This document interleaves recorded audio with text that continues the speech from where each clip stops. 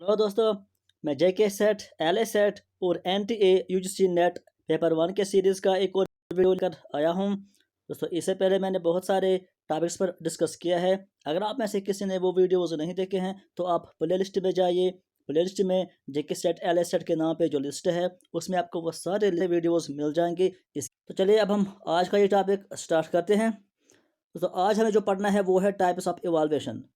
ये टॉपिक बहुत ही इम्पोर्टेंट है क्योंकि नेट में बहुत बार ये क्वेश्चन आया है और सेट में भी इसमें कुछ क्वेश्चंस आए हैं जो प्रीवियस ईयर के क्वेश्चंस हैं। कुछ दिनों के बाद हम कुछ पीवाई क्यूज भी डिस्कस करेंगे, लेकिन फ़िलहाल हम थोड़ा सा सिलेबस कवर करेंगे।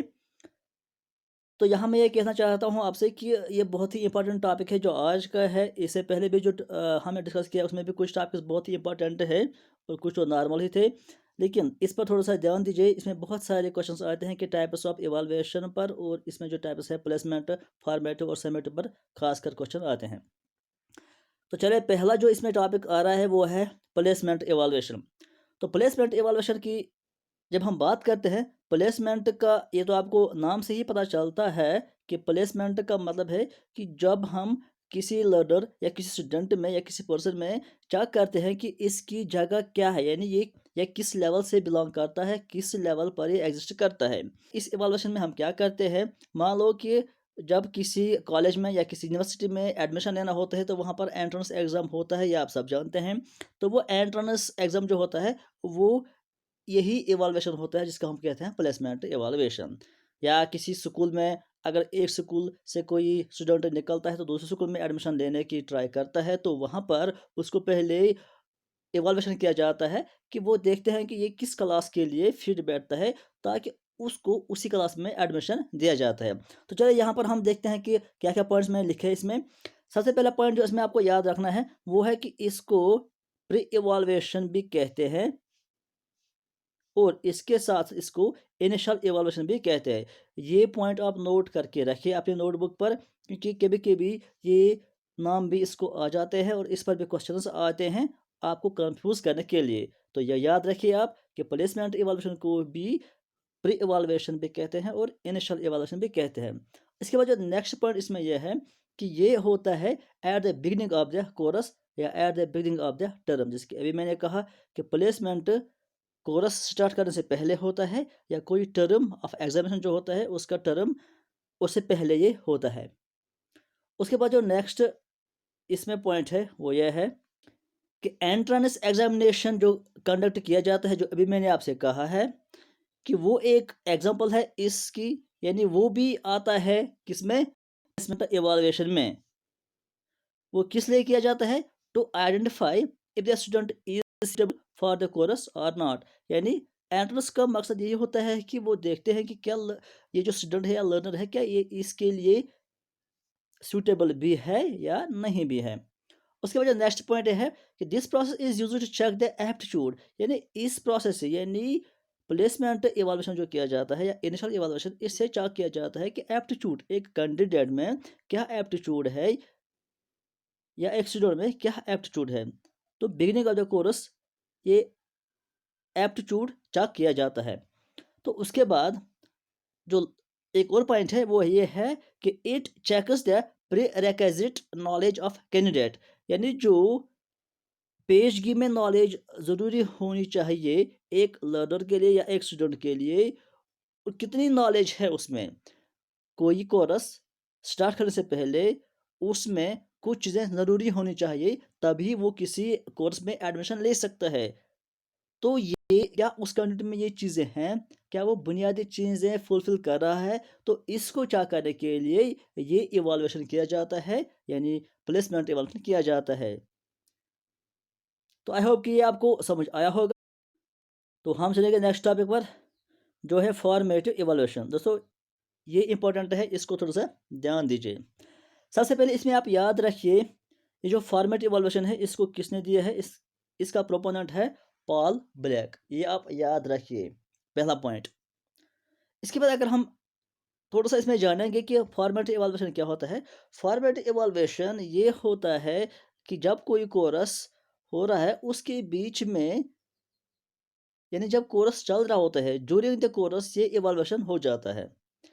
आपने देखा होगा कि जब टीचर कोई लेसन या कोई टॉपिक पढ़ा रहा है अपने स्टूडेंट्स को, तो वो बीच-बीच में उनसे क्वेश्चंस पूछता है या उनसे कभी टेस्ट भी लेता है, ताकि वो जान सके।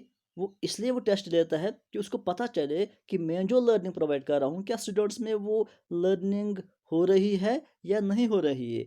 क्या जो मैं टीचिंग प्रोवाइड कर रहा हूँ, क्या स्टूडेंट्स उसको गेन कर रहे हैं या नहीं कर रहे हैं, या कोई प्रॉब्लम तो नहीं है उसमें। इसलिए वो ये इवैल्यूएशन करता है। इसमें हम देखते हैं, पहला जो पॉइंट मैंने कहा कि इसको आप याद रखें कि इसको किसने दिया है, पॉल ब्लैक ने दिया है, फॉर्मेटिव इवैल्यूएशन। दूसरा पॉइंट इसमें आपको ये याद रखना है कि ये जो इवैल्यूएशन होता है, फॉर्मेटिव इवैल्यूएशन, ये कब किया जाता है, प्रोग्राम इज रनिंग, यानी अदर वर्ड्स में अगर हम बात करेंगे, जूरिंग द प्रोग्राम या जूरिंग द कोर्स ये इवैल्यूएशन होता है। तो नेक्स्ट पॉइंट इसमें ये भी है कि ये जो कोर्स होता है, इसमें ये फॉर्मेट इवैल्यूएशन हम टेस्ट के सूरत में दे सकते हैं, या क्विज हम कर सकते हैं, या प्री बोर्ड एग्जाम, यानी जो बोर्ड एग्जाम फाइनल एग्जाम होता है उससे पहले एक टेस्ट लिया जाता है, जैसे कि स्कूल में लिया जाता है, कोई टीचर लेता है, उसको भी हम फॉर्मेटिव इवैल्यूएशन कहते हैं। या चैप्टर के बाद जब चैप्टर एंड होता है, तो टीचर कहता है कि आज मैं आपको इस चैप्टर का टेस्ट ले लूँगा, ताकि मैं देखूँगा कि आपको कितनी समझ हो गई है या नहीं हो गई है, तो वो भी आता है फॉर्मेटिव इवैल्यूएशन में। या मंथली टेस्ट लिया जाता है, ये सब आते हैं फॉर्मेटिव इवैल्यूएशन में, क्योंकि ये फाइनल एग्जाम नहीं होता है, ये उनकी नॉलेज चेक करने के लिए होता है, उनकी लर्निंग प्रोग्रेस देखने के लिए ये टेस्ट किया जाता है, तो इसको कहते हैं फॉर्मेटिव इवैल्यूएशन। तो इसमें आप ये याद रखिए कि फॉर्मेटिव इवैल्यूएशन हम इसलिए करते हैं कि जो लर्निंग प्रोसेस के दौरान किया जाता है, ताकि इससे पता चले कि लर्नर्स जो हैं वो किस स्पीड से लर्निंग हासिल कर रहे हैं, कितना लर्निंग हासिल कर रहे हैं, और कहाँ पर वो लैग कर रहे हैं, कहाँ पर उनकी कमी है।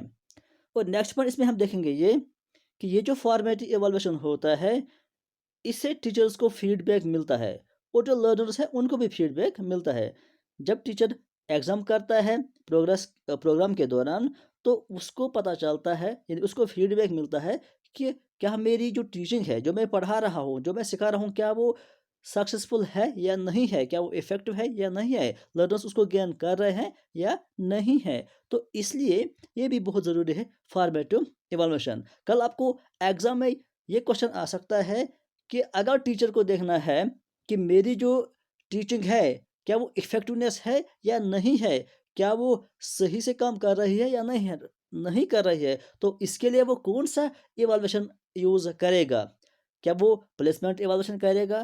क्या वो फॉर्मेट इवैल्यूएशन करेगा? क्या वो समेटिव इवैल्यूएशन करेगा? इसके लिए उसके पास सिर्फ़ एक ऑप्शन है कि वो फॉर्मेटिव इवैल्यूएशन करे, क्योंकि कोर्स के दौरान सिर्फ़ एक ही इवैल्यूएशन होता है, वो होता है फॉर्मेटिव इवैल्यूएशन, जिससे उसको पता चले कि क्या मेरी टीचिंग इफ़ेक्टिवनेस है या नहीं है। उसके बाद हम चलेंगे नेक्स्ट पॉइंट पर कि it रेनफोर्सेस learning among students.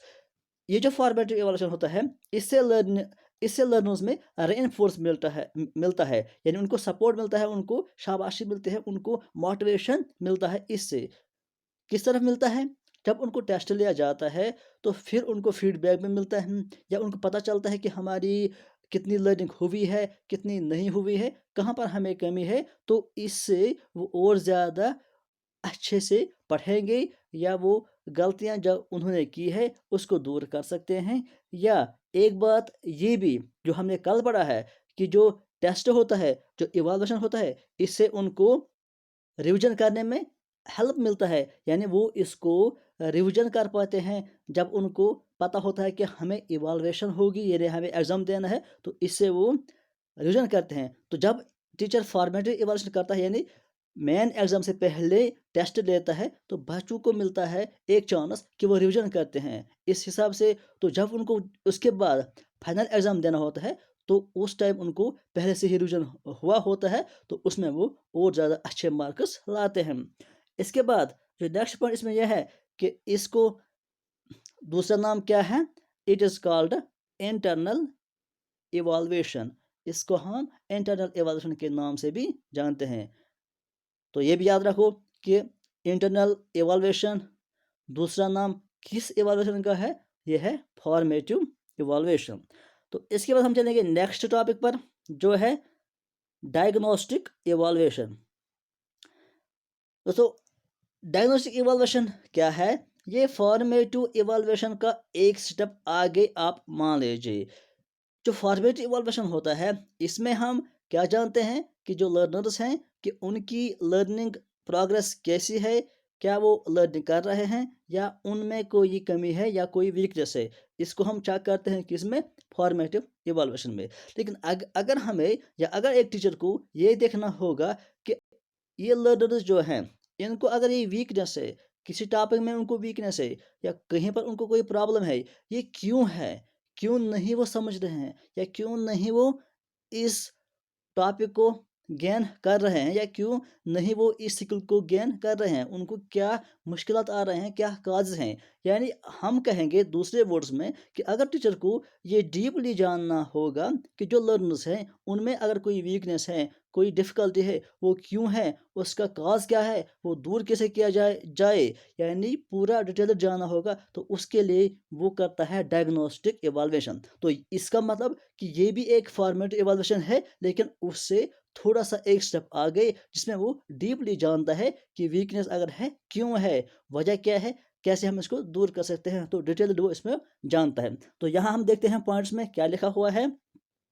Formative evaluation identifies a problem, कि फॉर्मेटिव इवैल्यूएशन क्या करता है, वो प्रॉब्लम को फाइंड आउट करता है कि क्या प्रॉब्लम है। लेकिन जो डायग्नोस्टिक इवैल्यूएशन होता है वो काज ऑफ प्रॉब्लम को फाइंड करता है, क्यों नहीं समझ रहे हैं, अगर वो उसका वजह क्या है। उसके बाद जो नेक्स्ट पॉइंट इसमें यह है कि it is much more comprehensive, यानी ये बहुत ज़्यादा कॉम्प्रहेंसिव है देन फॉर्मेटिव इवैल्यूएशन। यानी ये फॉर्मेटिव इवैल्यूएशन से बहुत ज़्यादा इसमें चीज़ें देखी जाती हैं। कॉम्प्रहेंसिव का मतलब जो जामिया जिसको कहते हैं, यानी जिसमें बहुत चीज़ें आते हैं, बहुत बहुत सारे एंगल से वो एक लर्नर्स को देखता है, उसमें बहुत सारी चीज़ें वो देखता है।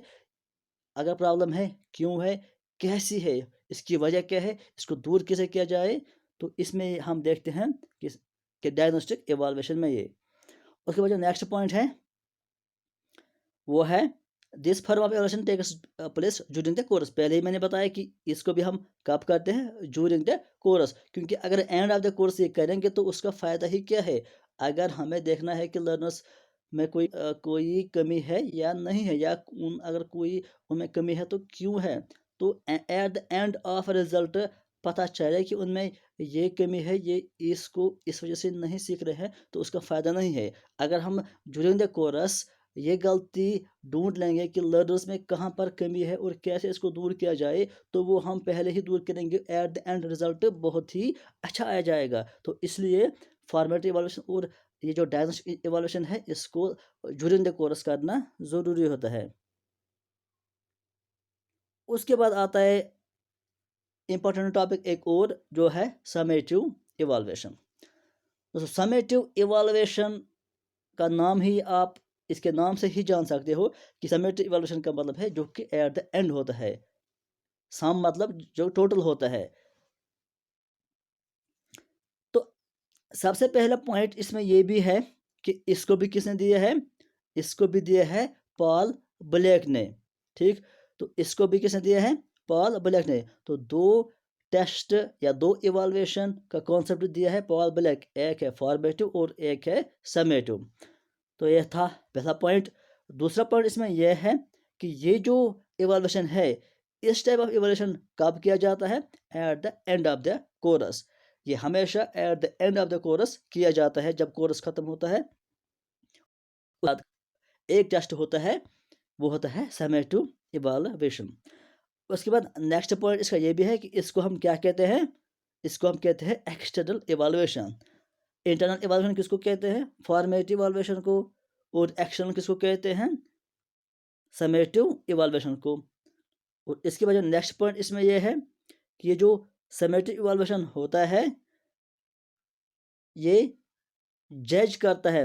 अभी हमने कहा ना कि ये at the end of the course किया जाता है। जब एक लर्नर कोई कोर्स एंड करता है, तो एट द एंड उसको इवैल्यूएशन करना ज़रूरी होता है, क्योंकि उस वक्त ये देखना होता है कि इसने इस कोर्स में क्या हासिल किया है, क्या नहीं किया है, कितनी प्रोग्रेस, कितनी लर्निंग इसने की है, कितनी नहीं की है।